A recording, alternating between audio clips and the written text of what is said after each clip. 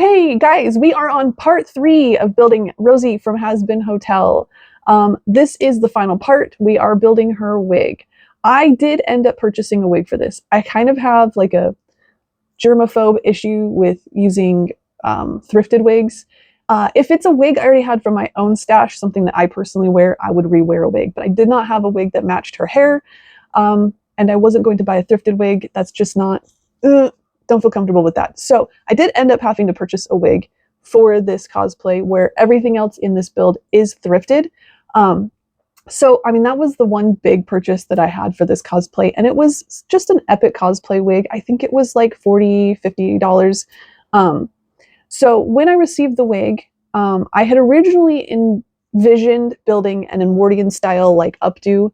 I felt like it would kind of embody the historical style of her dress and hat. We know that Rosie is a dead person, right? She's died and is now in hell. So she has to have come from some historical time period. And I had kind of pegged her for early 1900s into the 20s. So the 1900s Edwardian styles were generally like larger updos with lots of hair into like a bun, and then obviously the large hats were a big part of that style. So when I received the wig, I was originally hoping to be able to do a large updo, but when I opened it up, it ended up not being as long as I had originally assumed. I probably should have measured on my wig stump before purchasing the wig to be sure that the length that I purchased was going to be enough to do an updo. So when I realized I wasn't going to be able to do an updo, I had to do a little bit of research. What could I do with this hair that would be kind of quasi-historically appropriate for this outfit? And so what I ended up landing on is going with a more 20s inspired hair versus the Edwardian style hair, and kind of marrying those two. I feel like because 20s is adjacent to those early 1900s, that they can kind of live together in that same space. Fashion is a little bit fluid like that sometimes, where, you know, you can have an older dress, but like maybe a newer hairstyle. So I was hoping that that kind of kept the theme together. When I was looking at 20s themed hair, I was really inspired by the kind of wavy bobs that they had. And I have a couple of images here of what inspired me for the hair. It ended up working out really well, and I'm really proud of this first curled wig that I've ever made. And so I will hope you join me as we go through this process. This is my wig for Rosie from Hazbin Hotel. And we're getting ready to style it, but we're going to talk about a little bit of why I need to style this wig. While I do enjoy these curls that she has in this wig, they do kind of look good for the character. There's a couple of things that I do not enjoy about this wig. I don't like this hard front on the front of the wig, and it does not actually match the face frame, the kind of chunky, large swooping bang that Rosie has. So I do need to change that. The other thing that I don't really appreciate about this is that, as you can see here, because of either the contrast of the white versus anything that goes underneath it, or simply because white strands are a little bit transparent, you can see right down straight into the wefts and tracts on this wig cap. And that's a problem.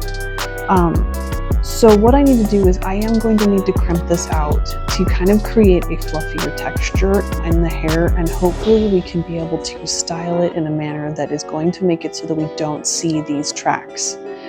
The other thing about this wig, style-wise, is since I am going for a more Edwardian theme, which seems to be what Rosie is in the show, this is not Edwardian hair.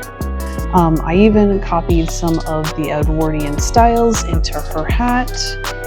And again, those are not styles. This is not an Edwardian style of hair, and I don't really think that that's going to work for me in the way that I want it to. So I will probably try to create some kind of bun or style that will more reflect the early 1900s styling that is in the rest of the costume. So this is what we're going to do. We're going to have to crimp this, and then I'm going to put it in curlers and steam it, and then we're going to put it into, I'm thinking either a French twist or some kind of bun in the back to hold the curls up. So here I am getting ready to crimp this wig. I have crimped several wigs on this channel, and if you want more in depth, I think I went in depth better on my Mau Mau wig. But when I crimp, I kind of go up and down, back and forth, creating randomized texture with the crimper so that you don't get those distinct crimp lines in there. Now, since I am looking for a more fluffy texture, I am not straightening it out as much as I normally would after the crimp, because I do need to cover up these wefts and tracts that are underneath. Like, those are a big problem for this wig in particular, so I am going to need to leave a bit more of a fluffy texture under on this individual strands so that we do cover up the kind of transparentness of this hair. So I'm not kind of straightening it out after I am done as much as I normally would.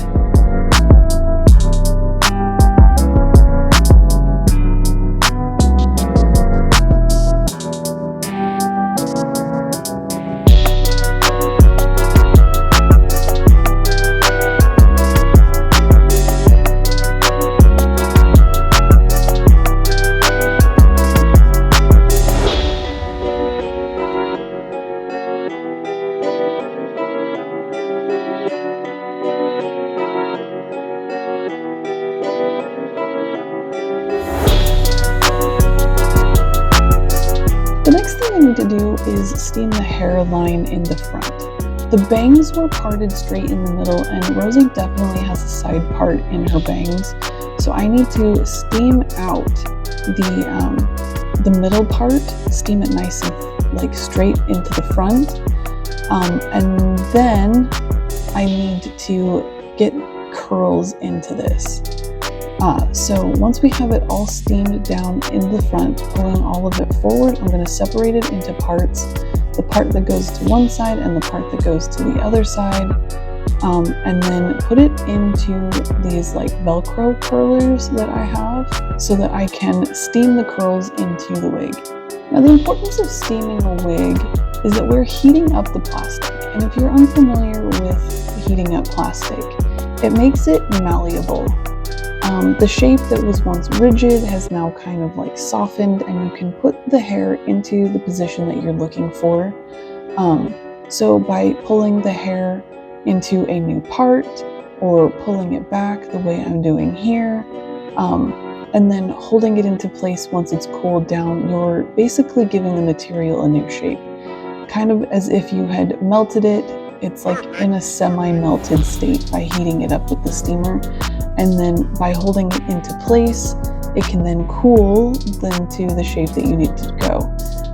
We're using the same principle again here once we start putting in these curlers.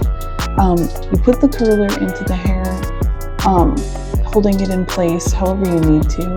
I used clips at the beginning. I quickly ran out of clips and started just pinning it directly into the wig stand. Once I had them all curled up, I was able to steam them into place. Now, this technique is a technique I learned from Cody on TikTok. If you look up wigs by Cody, they make princess wigs for princess birthday parties. And I am using the techniques that she teaches in her tutorials.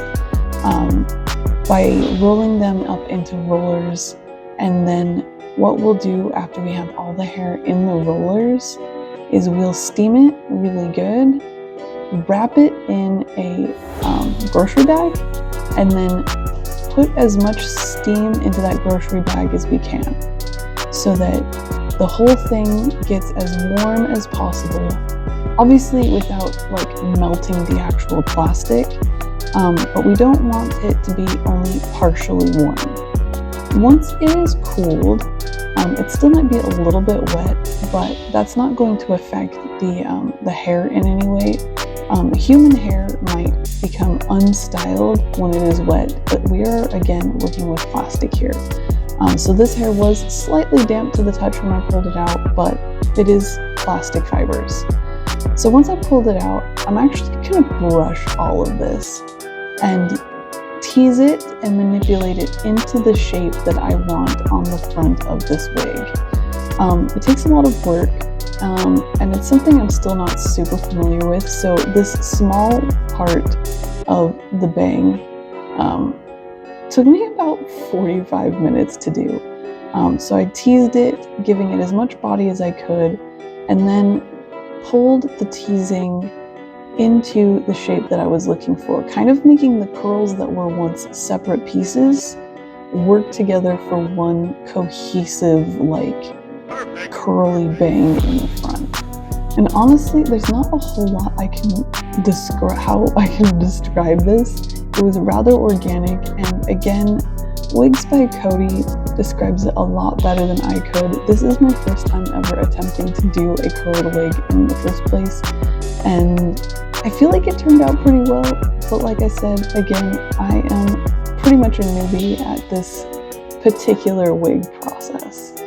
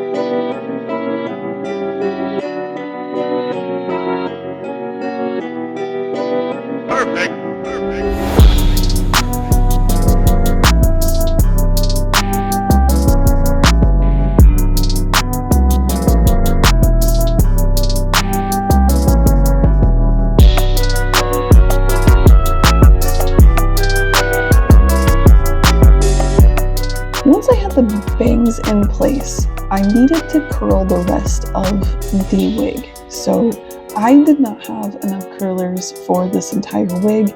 I had to do it in different layers. So this is my first layer of curls put into the wig. Again, I just rolled the hair up on the curlers, pinned it into place on the wig stand, and then steamed it inside of the plastic bag again. Just kind of like pinning the plastic bag in around only the areas that have the curls, so that I'm not creating weird texture in any of the other parts of the hair. By containing the steam, I'm kind of keeping that texture or the heat from affecting any of the other areas of hair.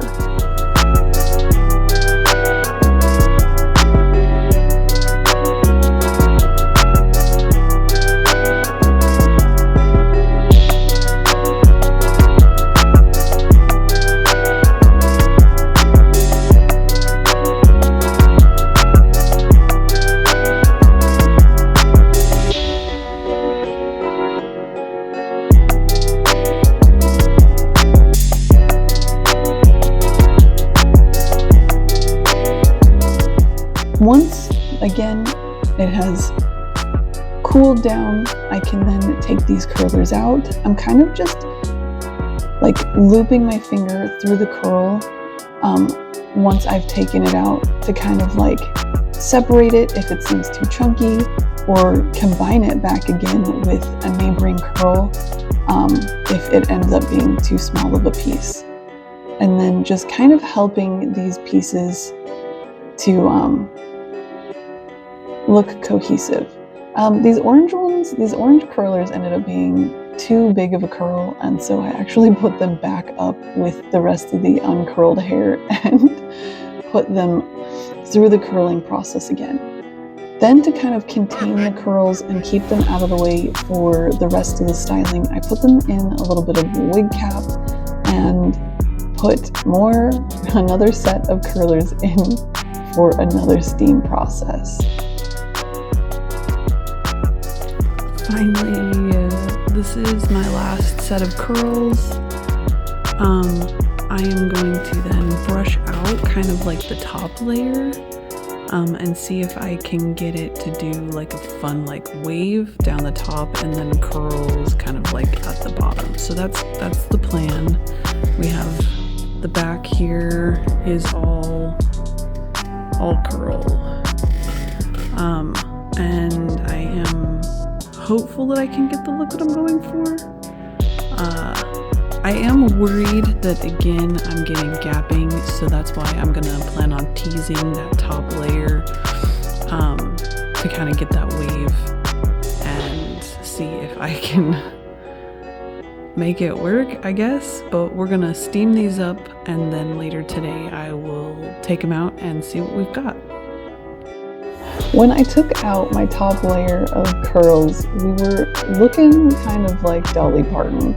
I'm not gonna lie, it was a lot. I didn't realize I had gotten so much texture. So the plan is to kind of steam and press the top portion of these curls flat against the skull, which is pretty common among 1920s hairstyles, which I ended up having to go with because I did not have enough hair to put it up in an Edwardian style bun. So what I did was I just kind of held the steamer over an area and just pulled it flat with the comb to take the curls from being all the way up to the top of the hair to just being down around the base of the hair. Fun like little historical fact about 1920s hair is they had these really small hats.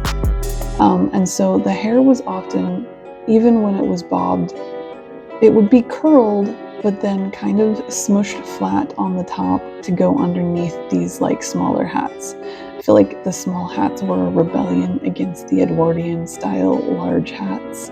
But either way, it created this kind of like smooth domed top to the hair, but with the curls still coming out the bottom.